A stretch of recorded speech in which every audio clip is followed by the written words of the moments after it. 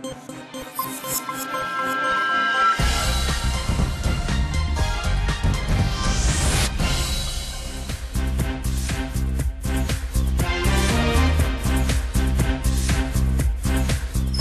1 ঘন্টার বিরতিহীন সংবাদ রাত 9টায় বাংলাদেশের সঙ্গে আছি আমি অনিমেষ কর এবং সাথে আছে আমি মাহমুদা মমিতা। জানিয়ে দিচ্ছে শিরোনামগুলো।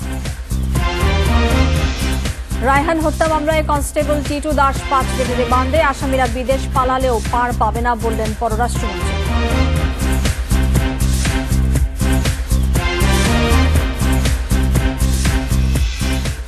নৌ শ্রমিক ধর্মঘটে সারা দেশে পণ্যবাহী নৌযান চলাচল বন্ধ। চট্টগ্রাম বন্দর সহ সারা দেশে পণ্য খালাসে বিপর্যয়।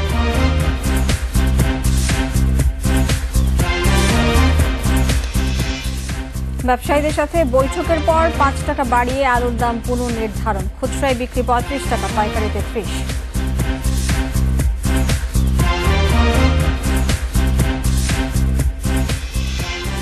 শুনছিলেন শিরোনাম, এবারে যাচ্ছে পুরো খবরে। সিলেটে পুলিশ হেফাজতে রায়হানের মৃত্যুর ঘটনায় অভিযুক্ত পুলিশ কনস্টেবল টিটু দাসের 5 দিনের রিমান্ড মঞ্জুর করেছে আদালত। তবে প্রধান অভিযুক্ত এসআই আকবর হোসেনকে এখনো খুঁজে পায়নি পুলিশ।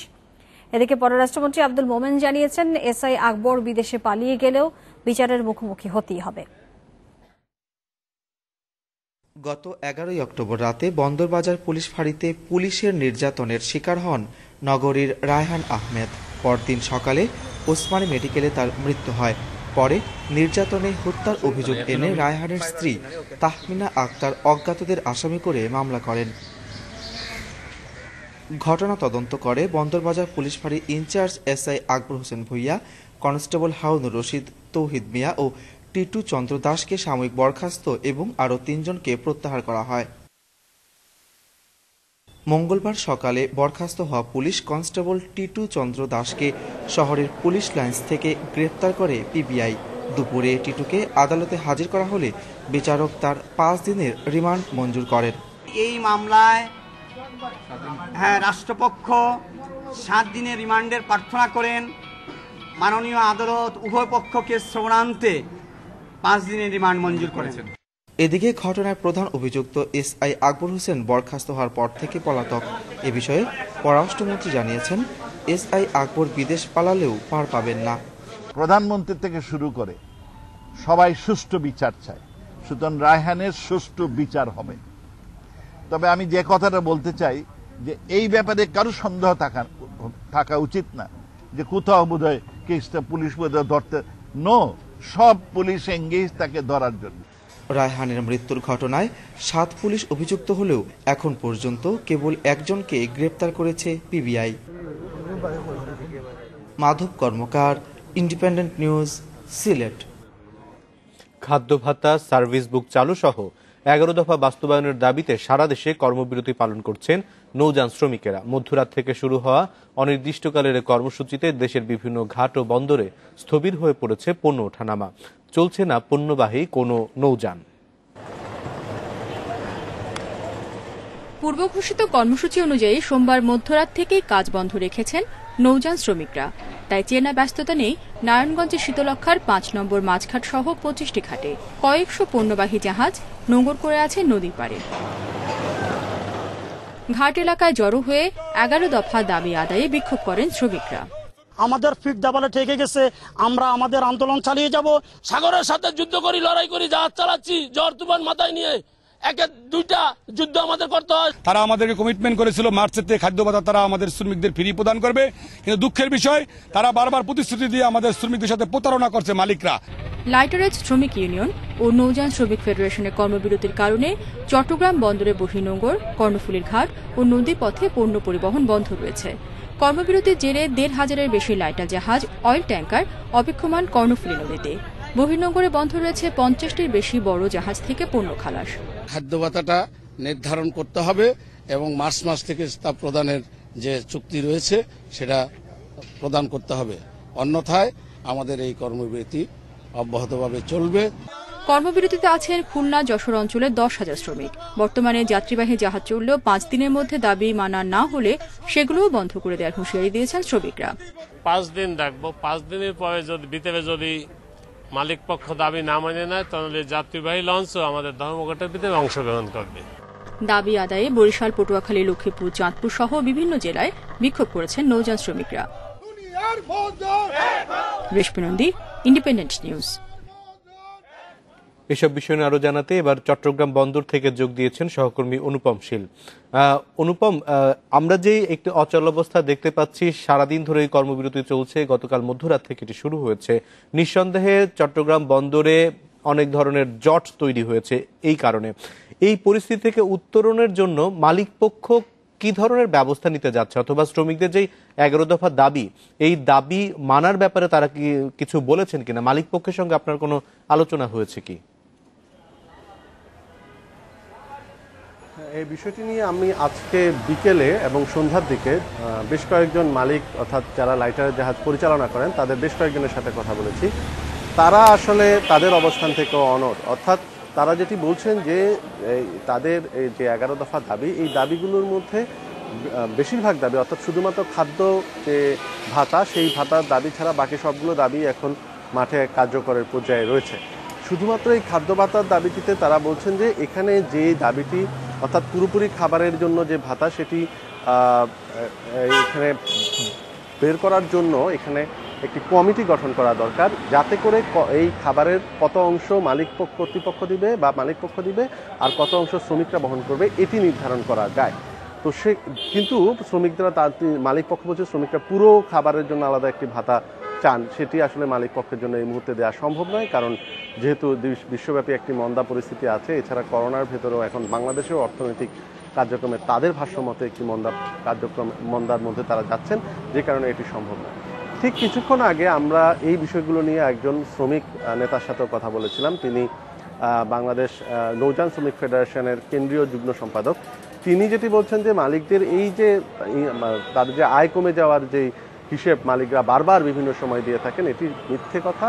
অর্থাৎ চলমান পরিস্থিতিতেও আসলে এই ধরনের লাইটার্স জাহাজ যেগুলো পণ্য আনা নেওয়া করে, সেখানে খুব বেশি প্রভাব পড়েনি, বরং করোনার ভেতরেও শ্রমিকরা, এই সেক্টরের শ্রমিকরা তাদের লকডাউন ছিল না, তারা একেবারে পুরোদমেই কাজ করেছে এবং তাদের যে ব্যবসায়িক কার্যক্রম কিন্তু চলমান ছিল, এটি তারা দাবি করছেন।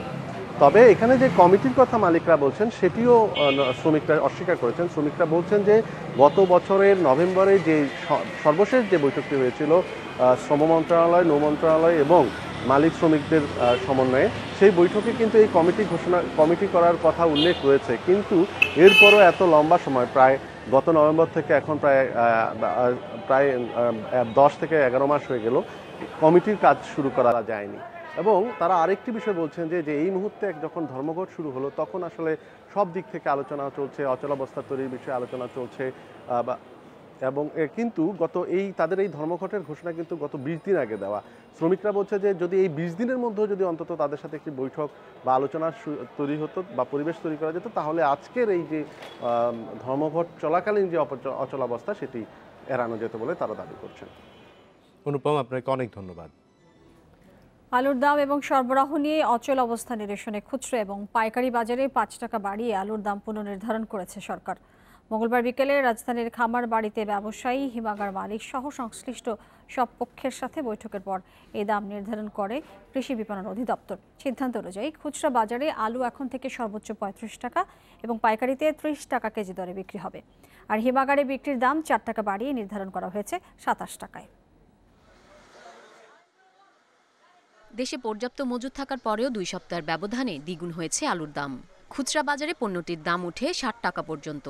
এ পরিস্থিতিতে 7 অক্টোবর আলুর দাম কেজি প্রতি খুচরা বাজারে 30 টাকা, পাইকারিতে 25 ও হিমাগারে 23 টাকা নির্ধারণ করে দেয় সরকার।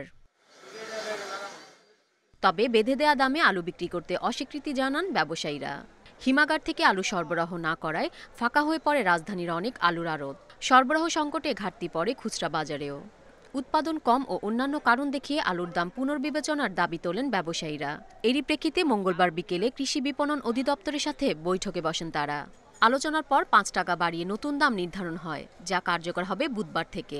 আপনার প্রত্যেকটা ইউনো আমাদের হিমাগারে যাবে এবং যদি কার্যকর না হয় সেটা আমরা আইনানুগভাবে আমাদের আইনে আছে, কৃষি বিপণন আইনে 2018 12 আমরা কিন্তু হিমাগার থেকে আলু বের করে আমরা বিক্রির ব্যবস্থা করে দেব। নতুন নির্ধারিত দামকে যৌক্তিক বলছে হিমাগার মালিকদের সংগঠন। সরকার নির্ধারিত দাম না মানলে ব্যবসায়ীদের সহযোগিতা না করার হুঁশিয়ারিও দেয় সংগঠনটি। আজকের যে প্রাইসটা ফিক্স আপ হয়েছে, আমি সকল ব্যবসায়ীদেরকে বলবো যে আপনাদের জন্য আমরা প্রশ্নের মালিক আপনার আজকে সরকারের সাথে আলোচনা করে প্রাইসটা ঠিক করছি। প্রাইস ব্যতিক্রম হইলে সরকার যদি কোনো রকমের অ্যাকশনে যায়, আমরা কিন্তু আপনাদের ব্যাপারে সহযোগিতা করতে সরকারের কাছে আসব না। আলোচনার মাধ্যমে আলুর যৌক্তিক দাম নির্ধারণ করা হয়েছে বলছেন আড়তদাররাও। এটা ব্যবসায়ী, কৃষক এবং যারা ভোক্তা তাদের জন্য সবার জন্য অ্যাকচুয়ালি একটা যুক্তিসঙ্গত একটা রায় হয়েছে। 35টা হলে মাল পাম আমদানি হবে।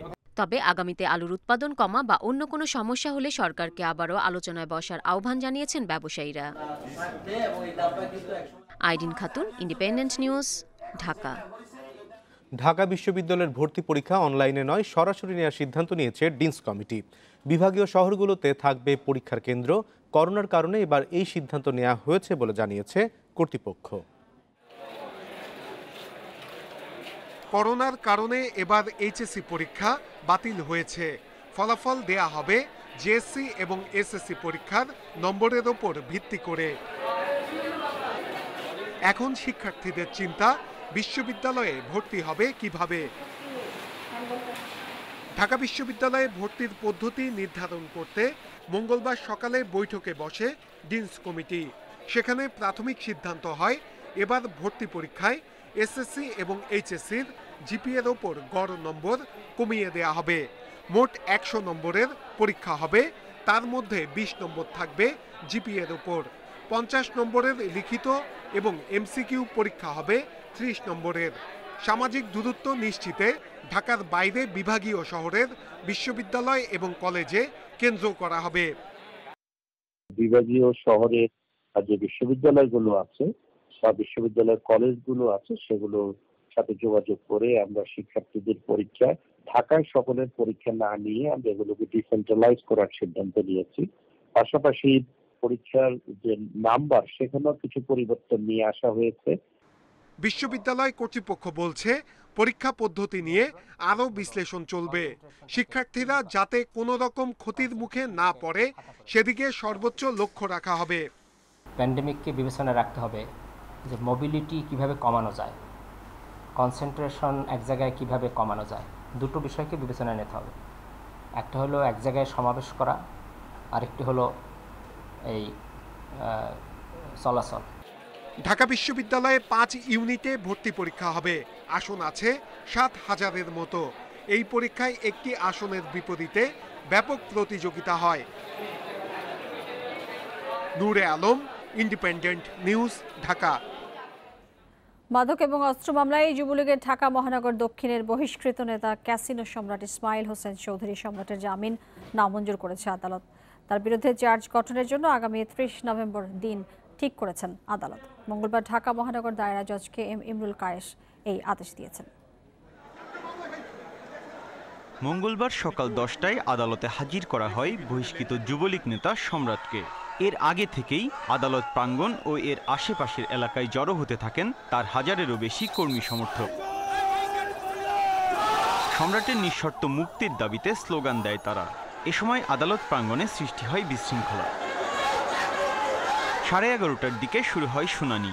এ সময় সম্রাটের আইনজীবী জামিন চাইলেও তা নামঞ্জুর করেন আদালত। আজকে আমার আসামির অবস্থা অনেক খারাপ ছিল, খুব কষ্টে আমরা দেখেছি, আলাপ করেছি তার সাথে। জামিন পাওয়া তার গণতান্ত্রিক অধিকার এবং বিজ্ঞ আদালতের কাছে থেকেই যেই দিন হাজিরা দিতে বলবে সেদিন আমরা আসব, এই বলে আমরা জামিন শুনানিটা করেছিলাম। আদালত চার্জশিট আমলে নিয়ে চার্জ গঠনের জন্য 30 নভেম্বর দিন ধার্য করেন। তার যে ফ্ল্যাট, সেই ফ্ল্যাটের একটি খাট আছে, সেই খাটের তোষকের নিচ থেকে একটি বিদেশি পিস্তল এবং পিস্তল, গুলি এবং ম্যাগজিন সহ উদ্ধার ছিল এবং এটা ওনারা শুনানি করেছে। বিজ্ঞ আদালত শুনেছেন। ওনারা প্রায় 4 জন ওনার আইনজীবী তারা শুনানি করেছেন, বিজ্ঞ আদালত মনোযোগ করে শুনেছেন। এটা এখনও আদেশ দেওয়া হয়নি। আজকে অভিযোগ আমলে গ্রহণ করা হয়েছে এবং আগামী 30-11 তারিখে এই বিজ্ঞ আদালতেই অভিযোগ গঠনের জন্য দিন ধার্য করেছে। গেল বছরের 6 অক্টোবর কুমিল্লার 14 গ্রাম থেকে সম্রাট ও তার সহযোগী এনামুল হক আরমানকে গ্রেপ্তার করে RAB. Biprojit Chanda, independent news, Dhaka. Padma rail সংযোগ প্রকল্পের নকশা ত্রুটির সম্ভাব্য সমাধান পাওয়া গেছে। সেতুর মুখের 4টি পিলারের উচ্চতা 5.7 মিটার আর রাস্তার প্রশস্ততা 13.5 মিটার রাখার প্রস্তাব করা হয়েছে। এটা করা হলে পদ্মা সেতুতে একই সাথে বাস ও ট্রেন চলতে সমস্যা হবে না বলে দাবি সংশ্লিষ্টদের। কয়েকদিনের মধ্যে আসবে চূড়ান্ত সিদ্ধান্ত। পদ্মা সেতু প্রকল্পের কর্তৃপক্ষ আগস্টে পদ্মা রেল সংযোগ প্রকল্পের মা অংশের 14-15 এবং জাজিরা প্রান্তের 25-এর 2টি পিলারের নকশা নিয়ে আপত্তি জানায়। এরপর থেকে এসব অংশে কাজ বন্ধ প্রায় 2 মাস। সমস্যার সমাধানে পরিকল্পনা ও রেলমন্ত্রী প্রকল্প এলাকা পরিদর্শনও করেন। দ্রুত জটিলতা কাটানোর নির্দেশনা দেন তারা। এ মাসের প্রথম দিকে পিলারের প্রয়োজনীয় উচ্চতা ও প্রশস্ততা রেখে সম্ভাব্য 2টি সমাধান দেন পদ্মা সেতুর বিশেষজ্ঞরা। পদ্মা সেতুর একটা প্যানেল অফ এক্সপার্ট আছে, উনিও একটা মতামত দিয়েছেন। এটা বিবেচনা রেখেই, অর্থাৎ হাইট 5.7 এবং প্রশস্ততা 15.5 রেখে এটা সমাধান করা যায়। 2টা অল্টারনেটিভ সলিউশন উনি দিয়েছেন। সেটা আমাদের প্রকল্প পরিচালক, পদ্মা সেতুর প্রকল্প পরিচালক কাছে প্রেরণ করেছেন, তারা এটার উপর কাজ করছে। আমরা আশা করি সেভাবে এটার সমাধান বেরিয়ে আসবে। সেতু বিভাগের দেয়া সম্ভাব্য সমাধানের পাশাপাশি পদ্মা রেল সংযোগ প্রকল্পের বিশেষজ্ঞরাও কাজ করেন জটিলতা নিরসনে। সহায়তা নেওয়া হয় বুয়েটেরও। এর ভিত্তিতে পিলারের প্রয়োজনীয় 5.7 মিটার উচ্চতা রেখেই নকশা করা হয়েছে। রেল এবং সড়ক উভয়ই আমাদের বুয়েটের যে যারা টেকনিক্যাল পার্সন আছে, যদি কোনো ব্যত্যয় থাকে বা কোনো ধরনের সমন্বয়ের প্রয়োজন হয়, তারাই এগুলো সমাধান করবে। এবং এটা আমরা মনে হয় যে খুব অল্প সময়ের মধ্যে আমরা এইটার একটা আপডেট পেয়ে যাব। নতুন নকশায় 2 পিলারের মাঝে রাস্তার প্রশস্ততা 15.5 মিটারের জায়গায় 13.5 মিটার রাখা হয়েছে। এটি আন্তর্জাতিক মান অনুযায়ী কম হলেও বিশেষজ্ঞরা বলছেন ওয়ান ওয়ে রাস্তায় পিলার সড়কের বাইরে থাকলেও ঝুঁকি নেই। এক লাইনে নাই, কিন্তু একটা এখানে থাকলে আরেকটা দূরে আছে। সুতরাং এই ক্ষেত্রে যেটাকে বলা হয় সেফটির কমপ্লায়েন্স, গাড়ি চলার জন্য এটা একটা ওয়ান ওয়ে রোড এবং দৃষ্টি প্রতিবন্ধকতা কিন্তু সিরিজে হচ্ছে না, একটানা থাকলে যেটা হয়। এই রেসপেক্টে কিন্তু হরিজন্টাল ক্লিয়ারেন্সটা সাধারণত রাখতে বলা হয়। সুতরাং আমরা দেখেছি এতে কিন্তু কম্প্রোমাইজ হওয়ার কোনো সুযোগই নাই। যেসব প্রকল্পে একাধিক সংস্থা জড়িত থাকে সেসব প্রকল্পে জটিলতা এড়াতে ভবিষ্যতে একটি সমন্বয় কমিটি গঠন করার তাগিদ বিশেষজ্ঞদের। পদ্মা রেল সংযোগ প্রকল্পের কাজের যে গতি তাতে নির্ধারিত লক্ষ্যমাত্রার চেয়ে এমনিতেই পিছিয়ে। এর উপর নকশা জটিলতা দ্রুত সমাধান না আসলে পিছিয়ে যাবে প্রকল্পের সময়। আর সময় বাড়লে প্রায় 40,000 কোটি টাকার এই প্রকল্পের ব্যয়ও বেড়ে যাওয়ার শঙ্কা রয়েছে। ইজাজুর রহমান, ইন্ডিপেন্ডেন্ট নিউজ, মাওয়া, মুন্সিগঞ্জ। দেশে করোনায় আরও 18 জনের মৃত্যু হয়েছে, এর মধ্যে পুরুষ 14 এবং নারী 4 জন। এ নিয়ে মোট প্রাণহানি হল 5,699 জনের। 110টি ল্যাবে 24 ঘন্টায় 13,611 নমুনা পরীক্ষায় করোনা শনাক্ত হয়েছে 1,380 জনের। পরীক্ষা বিবেচনায় শনাক্তের হার 10.14%। মঙ্গলবার স্বাস্থ্য অধিদপ্তরের বিজ্ঞপ্তিতে জানানো হয়, দেশে মোট করোনা আক্রান্তের সংখ্যা দাঁড়িয়েছে 3,91,586 জনে। সুস্থ হয়েছেন আরও 1,542 জন। এ নিয়ে মোট সুস্থ 3,07,141 জন।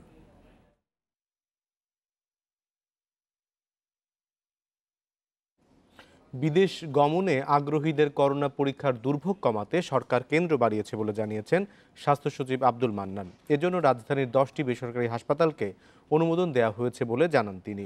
দুপুরে মন্ত্রণালয়ে সাংবাদিকদের সঙ্গে আলাপকালে তিনি কথা বলেন। তিনি জানান, সেবার পরিধি বাড়াতে ল্যাব ফ্যাসিলিটি আছে এমন হাসপাতালকে অনুমোদন দেওয়া হয়েছে। এখন থেকে এসব হাসপাতালে পরীক্ষা করে করোনা মুক্তের সনদ নিতে পারবেন প্রবাসীরা। এর আগে রোববার এক প্রজ্ঞাপনে এই তথ্য জানায় স্বাস্থ্য মন্ত্রণালয়। অনুমোদন পাওয়া 10 প্রতিষ্ঠান হল মহাখালীর ICDDRB, সোবানবাগের DMFR, molecular lab, Labaid হাসপাতাল, ইউনিভার্সাল হাসপাতাল, আইদেশি, পপুলার ডায়াগনস্টিক সেন্টার, স্কয়ার হাসপাতাল, এভার কেয়ার হাসপাতাল, প্রাভা ডায়াগনস্টিক এবং ইউনাইটেড হাসপাতাল।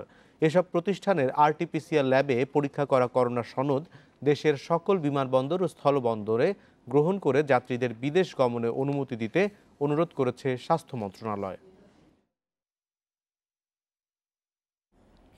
সিলেটের এমসি কলেজে তরুণী ধর্ষণের ঘটনায় যৌথ অনুসন্ধান কমিটির 176 পৃষ্ঠার তদন্ত প্রতিবেদন গ্রহণ করেছে হাইকোর্ট। এ বিষয়ে আগামী 1 নভেম্বর শুনানির দিন নির্ধারণ করা হবে বলে জানিয়েছে আদালত। একই সাথে এর আগে দেয়া রুলের নোটিশ উভয় পক্ষ পেয়েছে কিনা তা জানাতেও নির্দেশ দেওয়া হয়েছে। সোমবার সুপ্রিম কোর্টের হাইকোর্ট বিভাগের রেজিস্ট্রার কার্যালয়ে এই সংক্রান্ত তদন্ত প্রতিবেদন জমা পড়ে। গত 29 সেপ্টেম্বর এমসি কলেজে ধর্ষণের ঘটনা অনুসন্ধানে যৌথ কমিটি গঠন করে দেন হাইকোর্ট। সিলেটের জেলা এবং দায়রা জজ, চিফ মেট্রোপলিটন ম্যাজিস্ট্রেট এবং অতিরিক্ত ডেপুটি কমিশনারকে এই অনুসন্ধানের নির্দেশ দেওয়া হয়। পাশাপাশি এই কমিটিকে সার্বিক নিরাপত্তা এবং সহযোগিতা করতে পুলিশ কমিশনারকেও নির্দেশ দেওয়া হয়। নির্বাচনী আচরণবিধি লঙ্ঘনের অভিযোগে নির্বাচন কমিশনের করা মামলায় সংসদ সদস্য নিক্সন চৌধুরীকে 8 সপ্তাহের আগাম জামিন দিয়েছে হাইকোর্ট।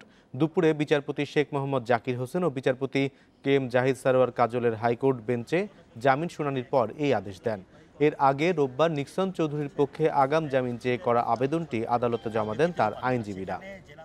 15 অক্টোবর ফরিদপুরের চরভদ্রাসন উপজেলা পরিষদের চেয়ারম্যান পদে উপনির্বাচনে আচরণবিধি লঙ্ঘন, সরকারি কর্মকর্তাদের ভয়ভীতি প্রদর্শন ও হুমকির অভিযোগে নিক্সন চৌধুরীর বিরুদ্ধে মামলা করে ইসি। যদিও মামলাটি মিথ্যা বলে দাবি করেছেন নিক্সন চৌধুরী। বলেন, অডিও এডিট করে ফাঁস করায় উল্টো জেলা প্রশাসকের বিরুদ্ধে মামলা হওয়া উচিত। গত 10 অক্টোবর ফরিদপুরের চরভদ্রাসন উপজেলা পরিষদ নির্বাচন হয়।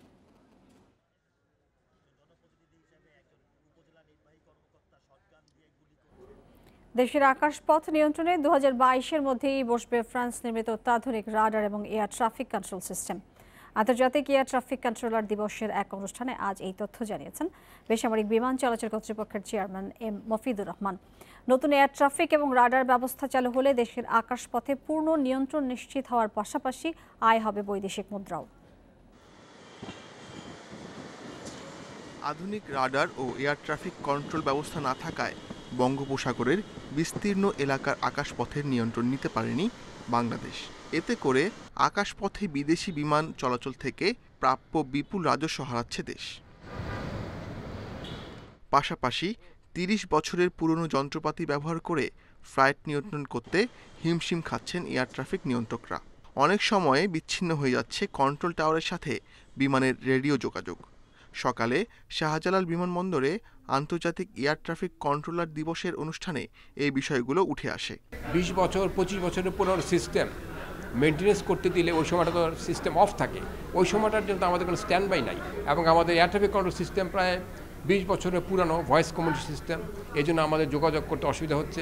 এ সময় বেবিচক চেয়ারম্যান জানান, অত্যাধুনিক রাডার ও এয়ার ট্রাফিক কন্ট্রোল ব্যবস্থা কিনতে শিগগিরই চুক্তি হবে ফ্রান্সের থ্যালেস অ্যালিনিয়ার সাথে।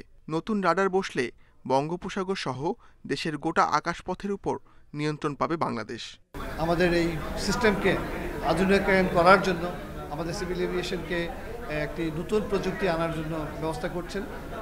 সেই জন্য আমরা আমাদের বন্ধুপ্রতিম রাষ্ট্র ফ্রান্সের সাথে একটি গভর্নমেন্ট টু গভর্নমেন্ট ডিল হতে যাচ্ছে, যারা আওতায় আমাদের নতুন একটি এয়ার ট্রাফিক ম্যানেজমেন্ট সিস্টেম আসবে, যা অত্যাধুনিক এবং আমাদের আকাশ চলাচল নিরাপদ চলাচলের জন্য একটি বিশেষ ভূমিকা পালন করবে। বর্তমানে শাহজালাল আন্তর্জাতিক বিমানবন্দরে যে পুরনো রাডার রয়েছে সেটি দিয়ে নেভিগেশন করা যায় সর্বোচ্চ 200 নটিক্যাল মাইল পর্যন্ত। দীর্ঘদিনের পুরনো এসব যন্ত্রপাতি রক্ষণাবেক্ষণের জন্য প্রতি শনিবার রাত 2টা থেকে সকাল 8টা পর্যন্ত বন্ধ রাখতে হয়। এ সময় বিমান ওঠানামা ও দেশের আকাশপথে প্রবেশ করা উড়োজাহাজগুলোকে দিক নির্দেশনা বন্ধ থাকে। Ashiq Hossain, independent news, Dhaka. অভ্যন্তরীণ বিমানবন্দরগুলোতে লাইটিং বাড়ানোর নির্দেশনা দিয়েছেন প্রধানমন্ত্রী শেখ হাসিনা। মঙ্গলবার আগারগাঁওয়ে এনইসি সম্মেলন কক্ষে একনেক সভায় তিনি এ নির্দেশনা দেন। সভায় দেশের 3টি অভ্যন্তরীণ বিমানবন্দরের উন্নয়নে প্রকল্প অনুমোদন দেওয়া হয়েছে। খাদ্য নিরাপত্তায় সর্বোচ্চ গুরুত্ব দিতেও বলেছেন প্রধানমন্ত্রী। দেশের অর্থনৈতিক উন্নয়নের পাশাপাশি সমানতালে বাড়ছে অভ্যন্তরীণ বিমানের যাত্রী সংখ্যা। ফলে এসব বিমানবন্দরে যাত্রীবাহী উড়োজাহাজের ওঠানামা বেড়েছে। তাই নিরাপদ যাতায়াত নিশ্চিতের পাশাপাশি যাত্রী সেবার মান উন্নয়নে যশোর, সৈয়দপুর এবং রাজশাহী বিমানবন্দর উন্নয়নে উদ্যোগ নিয়েছে সরকার। একনেক সভায় যশোর, সৈয়দপুর এবং রাজশাহীর বিমানবন্দরের রানওয়ের উন্নয়নে 566 কোটি 76 লাখ টাকার প্রকল্প অনুমোদন দেওয়া হয়েছে। 2023 সালের জুনের মধ্যে প্রকল্পটি বাস্তবায়ন করবে বেসরকারি বিমান পরিবহন ও পর্যটন মন্ত্রণালয়। বিমানবন্দরগুলোর ব্যবহার যেহেতু বৃদ্ধি পাচ্ছে, যেহেতু নতুন ইকোনমিক জোন হচ্ছে, অন্যান্য কার্যক্রম হচ্ছে, সেহেতু বিমানবন্দরগুলোর যথাযথ উন্নয়ন এবং সংস্কার প্রয়োজনের আস্তে তা পর্যায়ক্রমে করতে হবে। সভায় বর্জ্য ব্যবস্থাপনায় যাতে পানি দূষণ না হয় সেদিকে নজর দেওয়ার নির্দেশ দেন প্রধানমন্ত্রী। গ্রামের সড়ক ভারী যান চলাচলের উপযোগী করে তৈরির নির্দেশনাও দেন প্রধানমন্ত্রী। এই খাতে বরাদ্দ যথাযথ ব্যবহারের নির্দেশও দেন তিনি। আমার গ্রাম আমার শহর হবে, ফলে ভারী যানবাহন চলতে পারে, রাস্তাগুলো এখন থেকে এইভাবে নির্মাণ করতে হবে। প্রধানমন্ত্রী বলেছেন যে খাদ্য উৎপাদন, খাদ্য নিরাপত্তার বিষয়টা সর্বোচ্চ গুরুত্ব আমরা দিচ্ছি এবং সেই অনুযায়ী কার্যক্রম গ্রহণ করতে হবে। সভায় নারায়ণগঞ্জ সিটি কর্পোরেশনে কঠিন বর্জ্য ব্যবস্থাপনা এবং দিনাজপুর ও জয়পুরহাটে সেচ সম্প্রসারণ প্রকল্পের অনুমোদন দেওয়া হয়। Sajjad Hossain, independent news, Dhaka. সরকারের পদত্যাগ দাবি করার আগে গত 12 বছরে আন্দোলন এবং নির্বাচনে ব্যর্থতার জন্য বিএনপি নেতাদের পদত্যাগ করা উচিত বলে মন্তব্য করেছেন আওয়ামী লীগের সাধারণ সম্পাদক ওবায়দুল কাদের। সকালে রাজধানীর বাসভবন থেকে ব্রিফিংয়ে এসব কথা বলেন তিনি। ওবায়দুল কাদের বলেছেন, বাংলাদেশের ইতিহাসে ব্যর্থ দল বিএনপি। এমন ব্যর্থ বিরোধী দল আর কেউ কখনো দেখেনি। দলটি কখনো মধ্যবর্তী, কখনো নতুন নির্বাচনের দাবি তোলে, যা পুরোপুরি অযৌক্তিক বলেও জানিয়েছেন ওবায়দুল কাদের। পরে নারীর উপর নির্যাতন প্রসঙ্গে তিনি বলেছেন, সরকার ধর্ষণ সহ নারীর প্রতি সহিংসতা বন্ধে অত্যন্ত কঠোর অবস্থানে রয়েছে। সর্বোচ্চ শাস্তির বিধান রেখে আইন সংশোধনও করা হয়েছে। সামাজিক ঐক্য গড়ে তোলার মধ্য দিয়ে ধর্ষণকারীদের আশ্রয় না দেওয়ার পাশাপাশি রাজনৈতিক প্রশ্রয় বন্ধ করার আহ্বান জানিয়েছেন ওবায়দুল কাদের। সরকারের পদত্যাগের দাবি তুলছে। সরকারের পদত্যাগ দাবি করার আগে গত 12 বছরে আন্দোলন ও নির্বাচনে চরম ব্যর্থতার জন্য বিএনপির নেতৃত্বের পদত্যাগ করা উচিত। বাংলাদেশের ইতিহাসে এমন ব্যর্থ বিরোধী দল আর কেউ দেখেনি। মৃত ঘোষণার পর নবজাতকের জীবিত থাকার ঘটনায় চিকিৎসকদের ব্যর্থতা ছিল বলে জানিয়েছেন ঢাকা মেডিকেল কলেজ হাসপাতালের পরিচালক brigadier general doctor A K M. Nasir Uddin. পাশাপাশি এই ঘটনায় ইন্টার্ন চিকিৎসক, ওয়ার্ড বয় সহ যারাই জড়িত তাদের বিরুদ্ধে ব্যবস্থা নিতে সুপারিশ করেছে তদন্ত কমিটি। এদিকে ওই শিশু এখনও শঙ্কামুক্ত নয় বলে জানান চিকিৎসকেরা। প্রসব বেদনা নিয়ে গত 14 অক্টোবর ঢাকা মেডিকেলে ভর্তি হন 27 বছর বয়সী শাহিনুর আক্তার। শারীরিক নানা সমস্যা থাকায় তাকে রাখা হয় পর্যবেক্ষণে। এ অবস্থায় পরদিন অপরিণত বাচ্চা প্রসব করেন শাহিনুর। 26 সপ্তাহে জন্ম নেওয়া শিশুটির মধ্যে জীবিত থাকার কোনো লক্ষণ না পেয়ে 45 মিনিট পর্যবেক্ষণে রাখেন চিকিৎসকেরা। এরপর নবজাতককে মৃত ঘোষণা করা হয়। দাফনের জন্য কবরস্থানে নেওয়া হলে নড়ে ওঠে নবজাতক। আবারও নিয়ে আসা হয় ঢাকা মেডিকেলে, ভর্তি করা হয় এনআইসিইউতে। এ ঘটনা গড়িয়েছে উচ্চ আদালত পর্যন্ত। ঢাকা মেডিকেল গঠন করে 4 সদস্যের তদন্ত কমিটি। আমরা ফিল করছি যে মঙ্গলবার তদন্ত প্রতিবেদন প্রকাশ করে ঢাকা মেডিকেল হাসপাতালের পরিচালক জানান, শিশুটিকে মৃত ঘোষণার আগে আরও পর্যবেক্ষণ না করার ব্যর্থতা চিকিৎসকদের। নো ডাউট তাদের ব্যর্থতা ছিল, বাট আমি বলছি যে এই ব্যর্থতাটা ইন্টেনশনাল কিনা এবং সে এটা ইচ্ছাকৃতভাবে করেছে কিনা, নেগলিজেন্টলি করেছে কিনা, সেটি তদন্ত আদালত আমাদের বলেছে যে এই জায়গাটা আমরা ওরকম দেখতে পাই নাই। তবে ক্লিনিক্যালি তাদের এই ডায়াগনোসিসটা করার ক্ষেত্রে তাদের ব্যর্থতা যে তারা এটা করতে পারেন, এটা তো প্রমাণিত। তদন্ত কমিটির সদস্যরা জানান, শিশুটির বেঁচে থাকা অলৌকিক ঘটনা। তবে দেশের প্রেক্ষাপটে 26 সপ্তাহে জন্ম নেওয়া শিশুদের বাঁচিয়ে রাখা কঠিন। আমরা বোর্ডে যারা ছিলাম, আমাদের কাছে যেগুলো মনে হয়েছে যে ফার্দার আরো এই স্টেপ নিলে পরে আমরা হয়তো এই বাচ্চাটি বেঁচে আছে সেটা ডায়াগনোসিস করতে পারতাম। বাচ্চাটা যদি বেঁচে যায় সেটাও মিরাকেল হবে। এমন ঘটনার পুনরাবৃত্তি এড়াতে ঢাকা মেডিকেলে বেশ কিছু আধুনিক যন্ত্রপাতি কেনারও সুপারিশ করেছে তদন্ত কমিটি। মাহমুদ শরীফ, ইন্ডিপেন্ডেন্ট নিউজ, ঢাকা।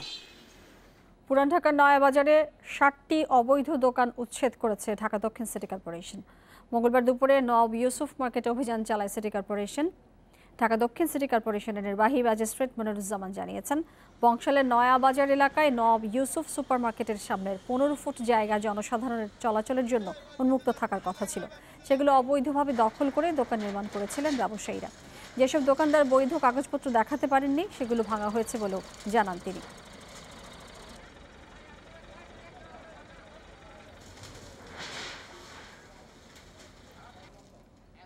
যেগুলি বৈধ কাগজপত্র নেই সেই দোকানগুলি আমরা সহজেই চিহ্নিত করতে পারছি এবং আমাদের এই চিহ্নিত করার কাজে আমাদের বাজার শাখা, আমাদের রাজস্ব বিভাগের লোকজন রয়েছে, তারা দেখে চিহ্নিত করছেন যে কোনটি বৈধ কাগজ, কোনটি আমাদের দেওয়া কাগজ নয়। এই পর্যায়ে খেলার খবর যা থাকছে। প্রেসিডেন্টস কাপে কাল ফাইনাল নিশ্চিতের ম্যাচ, এগিয়ে থাকা শান্তদের মুখোমুখি তামিম একাদশ।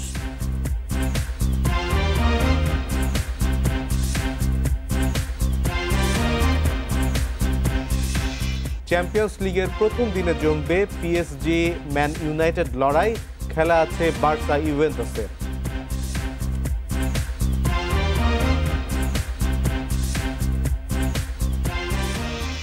প্রেসিডেন্ট কাপে যখন দেশের প্রতিষ্ঠিত ব্যাটসম্যানরা ভুগছে, তখন আশ্চর্য ব্যতিক্রম নাজমুল একাদশ।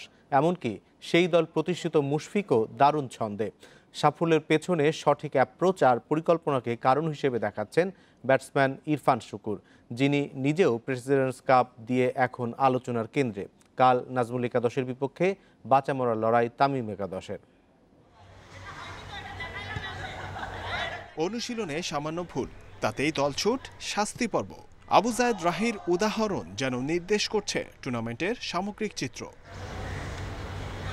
তাসকিন আল আমিনের দারুণ ফর্মে কঠিন দলে জায়গা করে নেয়া, তৃতীয় পেসার হিসেবে ঢোকার যে সম্ভাবনা, সেটাও ম্লান হয়ে গেছে মুগ্ধর ধারাবাহিকতায়। বিসিবি প্রেসিডেন্টস কাপে পেসারদের দাপটে নাভিশ্বাস ব্যাটসম্যানদের। রুবেল এবাদত, সাইফুদ্দিন মুস্তাফিজ উইকেট শিকার হচ্ছে রীতিমতো জুটি বেঁধে। পেসারদের দাপটের মাঝে ব্যতিক্রম নাজমুল একাদশ।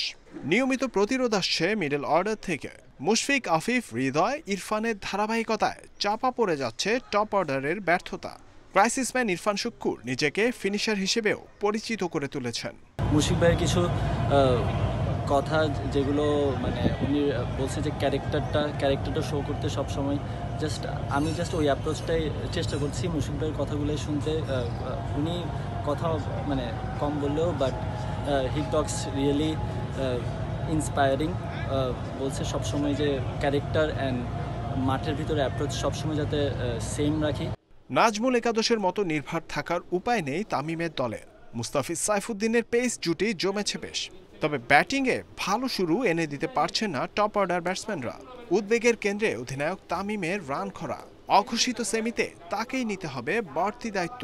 অস্তিত্বের লড়াইয়ে শুধু জিতলেই হবে না, নিশ্চিত করতে হবে ভালো রান রেট। জহিরুল ইসলাম, ইন্ডিপেন্ডেন্ট নিউজ, ঢাকা।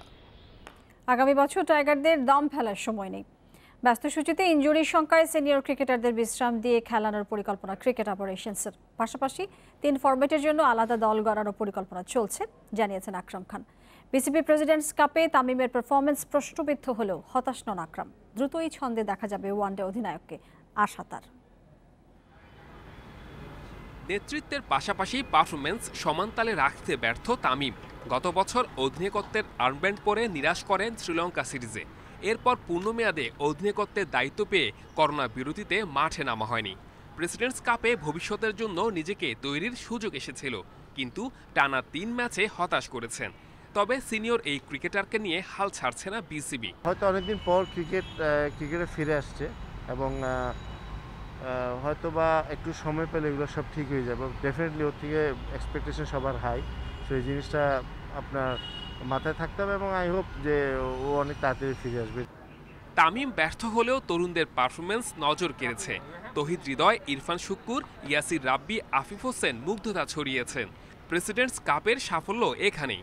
ভবিষ্যতের ব্যাকআপ ক্রিকেটারদের সম্পর্কে ধারণা স্পষ্ট হয়েছে বিসিবির। এটা ঠিক যে অন্য দেশের তুলনায় আমাদের ব্যাকআপ কিন্তু কম এবং কোয়ালিটি প্লেয়ার আমাদের কম কিন্তু। সো এই জিনিস নিয়ে আমরা চিন্তিত আছি এবং আমরা চেষ্টা করছি এবং কিছুটা হয়তো আপনার চোখে পড়ছে। সো আমরা চাচ্ছি যেন আরও বেশি করে ক্রিকেট প্লেয়ার, ইয়াং প্লেয়াররা উঠে আসুক এবং ওদেরকে যেন আমরা বেশি অপরচুনিটি দিতে পারি। সব ঠিক থাকলে উইন্ডিজ সিরিজ দিয়ে 2021 মৌসুম শুরু করবে টিম টাইগার্স। দেশ বিদেশে টানা খেলা থাকায় ইনজুরি সংখ্যা বাড়বে, তাই সুযোগ পেলেই জুনিয়রদের নিয়ে সিনিয়রদের দেয়া হবে বিশ্রাম। আলাদা ফরম্যাটে দলও গড়া হবে। 7-8 মাস কিন্তু কন্টিনিউ ক্রিকেট, আপনার প্লেয়ারদের কিন্তু ফিটনেসটাও কিন্তু আমাদেরকে খুব সিরিয়াসলি আমরা দেখছি। সো এই জিনিসটা মাথায় রেখে আমাদের কিছু প্লেয়ারকে কিছু সময় আমরা রেস্ট দেওয়ার চিন্তাভাবনা করছি এবং সেটা আমরা প্ল্যান করব। প্রেসিডেন্টস কাপের পর টি-20 লিগেও নতুন ক্রিকেটারদের দেখার সুযোগ পাবে বিসিবি। নভেম্বরের মাঝামাঝি লিগ শুরু করতে চায় board. Saiful Majumdar, independent news. শুরু হচ্ছে চ্যাম্পিয়ন্স লিগের নতুন মৌসুম। আজ প্রথম দিনে রোমাঞ্চ ছড়াবে পিএসজি ম্যানচেস্টার ইউনাইটেড লড়াই। ম্যাচটি শুরু হবে রাত 1টায়। একই সময়ে মেসির বার্সেলোনা লড়বে হাঙ্গেরির ক্লাব ফেরেঙ্কভারোসের বিপক্ষে, আর স্ট্যামফোর্ড ব্রিজে চেলসির প্রতিপক্ষে সেভিয়া। এর আগে দিনের প্রথম ম্যাচে ডায়নামো কিয়েভের চ্যালেঞ্জ নেবে ইউভেন্টাস। মহামারীতে সবশেষ চ্যাম্পিয়ন্স লিগ শেষ করা নিয়ে বিপাকে পড়েছিল ইউএফা। টুর্নামেন্ট যখন মাঝামাঝি অবস্থায় তখনই হানা দেয় কোভিড। কর্তৃপক্ষ অনেকটা বাধ্য হয়েই বাকি অংশ সিঙ্গেল লেগ আর ক্লোজড ডোরে শেষ করে। সেই করোনা ঝুঁকি এখনও যায়নি। প্রতিদিন বিশ্বজুড়ে হাজার হাজার মানুষ মারা যাচ্ছে, তাই নিয়মের কড়াকড়ি এখনও কমেনি। কিন্তু খেলা ক্লোজড ডোরে হওয়ার বাধ্যবাধকতা নেই। লোকাল অথরিটি চাইলে সর্বোচ্চ 30% দর্শক থাকতে পারবে গ্যালারিতে। মাঠে দর্শক ফিরলে খেলায় রোমাঞ্চ বাড়বে। সেখানে প্রথম দিনই আছে মাঠ গরম করা লড়াই। নেইমারের পিএসজির প্রতিপক্ষ ঐতিহ্যবাহী ম্যান ইউনাইটেড। 2018-19 মৌসুমে ঘরের মাঠে ইউনাইটেডের কাছে হেরেই চ্যাম্পিয়ন্স লিগের শেষ 16 থেকে বিদায় নিয়েছিল পিএসজি। সেই হিসেব চুকানোর সুযোগ টুখেলের শিষ্যদের সামনে। তার উপর গেল আসরের রানার্স আপ এই পিএসজি। আমাদের দল অনেক শক্তিশালী, সে অনুযায়ী পারফর্মও করেছি আগের মৌসুমে। শক্তি কম না বেশি এটা মূল বিষয় না, পারফর্ম করতে পারাটাই মুখ্য। অন্যদিকে ইউনাইটেড জার্সিতে কাভানির ডেবু হবার সম্ভাবনা কম। এটাকে মার্শিয়াল, রাশফোর্ডে আস্থা কোচ সুলশায়ারের, আর মাঝমাঠের প্রাণ ফার্নান্দেজ। অতীতে কি হয়েছে তা ভেবে লাভ নেই, এখন পরিস্থিতি ভিন্ন, আমরাও ভিন্ন দল। আর মাঠ ভর্তি দর্শক থাকলে গোল দেওয়ার পর যে উদ্দীপনা কাজ করে, এই অবস্থায় সেটা হবে না। রাতে বার্সেলোনাও মাঠে নামছে। ক্যাম্প নুতে বার্সার প্রতিপক্ষ হাঙ্গেরির লিগ চ্যাম্পিয়ন ফেরেঙ্কভারোস। এই প্রথম মুখোমুখি হচ্ছে দুদল। গেল মৌসুমে বায়ার্নের কাছে বিধ্বস্ত হবার পর থেকে অস্থির সময় পার করছে বার্সা। লা লিগার শুরুটা বার্সেলোনা সুলভ হয়নি একেবারেই। সবশেষ 2 ম্যাচে পয়েন্ট হারানোর খেসারতে টেবিলে অবস্থান 9 নম্বরে। কিন্তু চ্যাম্পিয়ন্স লিগ যে নতুন এক লড়াই, এখানে কোম্যান সবকিছু চান নতুন করে। মেসির সঙ্গে ফাতি কুতিনিও নিয়মিত জ্বলে ওঠায় এবার স্বপ্নটা বড়। রাতে আরেক বড় ম্যাচে লড়বে চেলসি সেভিয়া। ইউরোপা লিগ চ্যাম্পিয়নরা ছন্দে আছে, অন্যদিকে ইয়ং স্টারের ছড়াছড়ি ব্লু শিবিরে। তার উপর স্ট্যামফোর্ড ব্রিজে খেলা। ল্যাম্পার্ডের দলকে রুখে দেয়া তাই কঠিন হবে সেভিয়ার জন্য। এর আগে দিনের প্রথম ম্যাচে ইউক্রেনের ক্লাব ডায়নামো কিয়েভের চ্যালেঞ্জ নেবে ইউভেন্টাস। করোনা আক্রান্ত হওয়ায় রোনালদোকে লড়াই পাচ্ছে না তুরিনের ওল্ড লেডি। CR7 বিহীন ইউভরা মাঠে কেমন খেলে সেটাই দেখার অপেক্ষা। ফেরদৌস ইসলাম, ইন্ডিপেন্ডেন্ট নিউজ। এই ছিল খেলার খবরে। এবারে অন্যান্য প্রসঙ্গ।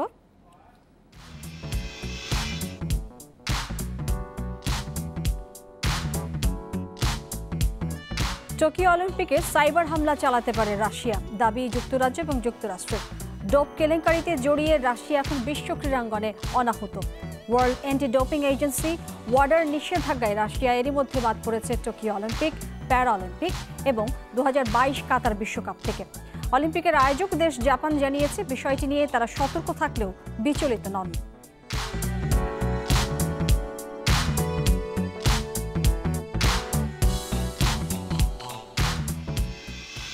আর এই নিয়ে প্রতিবেদন থাকছে সংবাদের শেষ অংশে। যাচ্ছি পরের খবরটিতে। দরজায় কড়া নাড়ছে শারদীয় দুর্গাপূজা। সনাতন ধর্মাবলম্বীদের সবচেয়ে বড় এই ধর্মীয় উৎসবকে ঘিরে মণ্ডপগুলোতে চলছে শেষ মুহূর্তের প্রস্তুতি। শিল্পীর তুলির আঁচড়ে যেন প্রাণ সঞ্চারিত হচ্ছে মা দুর্গার। এছাড়া গেট বানানো এবং প্যান্ডেল তৈরির মতো সাজসজ্জার কাজও শেষ পর্যায়ে রয়েছে। এদিকে করোনা সংক্রমণ রোধে স্বাস্থ্যবিধি মেনে পূজা উদযাপনের আহ্বান জানিয়েছেন জনস্বাস্থ্য বিশেষজ্ঞরা। দেবী দুর্গাকে স্বাগত জানাতে রাজধানীর মন্দিরগুলোতে চলছে সাজসজ্জা। করোনার কারণে অন্য বছরগুলোর মতো জমকালো না হলেও সীমিত পরিসরে বানানো হচ্ছে মণ্ডপের গেট ও প্যান্ডেল। কয়েক ধাপের কাজ শেষে দেবী প্রতিমা পায় পূর্ণাঙ্গ রূপ। কাঠ দিয়ে খিলান তৈরি করার পর বাঁশ ও খড় দিয়ে বানানো হয় কাঠামো। তারপর 2 দফা দেয়া হয় মাটির প্রলেপ। এরপর দেয়া হয় রং তুলির আঁচড়। সবশেষে আঁকা হয় মায়ের চোখ। শেষ হয় প্রতিমা তৈরির কাজ। কাঠ লাগে, বাঁশ লাগে, তারপরে খেয়াল লাগে, তার বালা মাটি লাগে, আটাল মাটি লাগে। কাদামাটি মাখার পর আবার খের মাটি সংমিশ্রণে আবার এটা চাপটা দিয়ে এইটাকে উপযোগী করার পর বেলে মাটি দিয়ে কমপ্লিট করি। কমপ্লিট করে শুকানোর পর তারপরে আবার কালার করি। ব্যস্ত সময় কাটাচ্ছেন প্রতিমা শিল্পীরাও। করোনার কারণে প্রতিমার আকার ও বাজেট কম হলেও কমেনি কাজ। এখন তুলির শেষ আঁচড়ে বর্ণিল করে তোলা হচ্ছে মা দুর্গাকে। যে বাজেটে হয় এই বাজেটে তো আমাদের মূর্তি এখন হচ্ছে না, করোনার কারণে ওই আমাদের এই পোষাচ্ছে না, কারণ 12 মাস দোকান ভাড়া দিয়ে এগুলো চলছে না আমাদের। বাজেট কমাতে মূর্তি ছোট হয়ে গেছে, বাজেটও কমে গেছে, সেই তুলনায় আমরা এবার অনেক কাজ কম আছে। তবে পূজার সময় স্বাস্থ্যবিধি না মানলে করোনা সংক্রমণ বেড়ে যেতে পারে বলে জানিয়েছেন জনস্বাস্থ্য বিশেষজ্ঞরা। স্বাস্থ্য মন্ত্রণালয়, স্বরাষ্ট্র মন্ত্রণালয়, কেন্দ্রীয় পূজা উৎসব উদযাপন পরিষদ কমিটি তারা বিভিন্ন নির্দেশনা দিয়েছে। যারা এই পূজাতে অংশগ্রহণ করবে তারাও যদি এই নির্দেশনাগুলো মেনে চলে তাহলে সংক্রমণের সম্ভাবনা কমে যাবে। তা না হলে স্বাস্থ্যবিধি মেনে না চললে সংক্রমণ বাড়ার সম্ভাবনা আছে। 22 অক্টোবর মহাষষ্ঠীর মধ্য দিয়ে শুরু হয়ে 26 অক্টোবর প্রতিমা বিসর্জনের মাধ্যমে শেষ হবে এবারে শারদীয় দুর্গাপূজা। Biprojit Chanda, independent news, Dhaka. ঘুষ লেনদেন চলে প্রকাশ্যেই, খোদ কর্মকর্তা কর্মচারী আর দালালদের যোগসাজশে। সিসি ক্যামেরা লাগিয়েও মিলছে না সুফল। ফাইল ধরে রেখে নানা অজুহাতে নেওয়া হয় ঘুষ। অভিযোগের তীর কর্মকর্তাদের দিকেও। এ চিত্র দেখা যায় রেজিস্ট্রার অব জয়েন্ট স্টক RJSC-তে। অফিস প্রধান বলছেন ডিসেম্বরের মধ্যেই পুরোদমে চালু হবে স্বয়ংক্রিয় পদ্ধতি, বন্ধ হবে সব অভিযোগ। 30 সেপ্টেম্বর এই আদেশ জারি করে যৌথ মূলধন কোম্পানি ও ফার্মসমূহের দপ্তর RJSC। এতে বলা হয় অংশীদারি প্রতিষ্ঠান নিবন্ধনে অফিসে এসে আবেদন করার প্রয়োজন নেই, অনলাইনেই পাওয়া যাবে এ সেবা। কিন্তু রুবেল নামের এই উদ্যোক্তা অনলাইনে আবেদন করে সাড়া পাননি, তাই সশরীরে এসেছেন RJSC-তে। তবে দুপুর থেকে বিকেল পর্যন্ত অপেক্ষা করেও অফিসে ঢুকতে পারেননি। তো আজকে আসছি হার্ড কপি জমা দিতে, কিন্তু দীর্ঘ লাইন বা সবার যানজট বা এক কথা বলতে ভিতরে ঢোকার জন্য আসলে পারমিশন ওভাবে নাই, যার কারণে আমি ঢুকতে পারি না। এই অফিসের কাজকর্ম প্রায় 1 সপ্তাহ পর্যবেক্ষণ করে ইন্ডিপেন্ডেন্ট নিউজ টিম। দেখা যায় সেবার জন্য প্রায় সময় এমন ভিড়।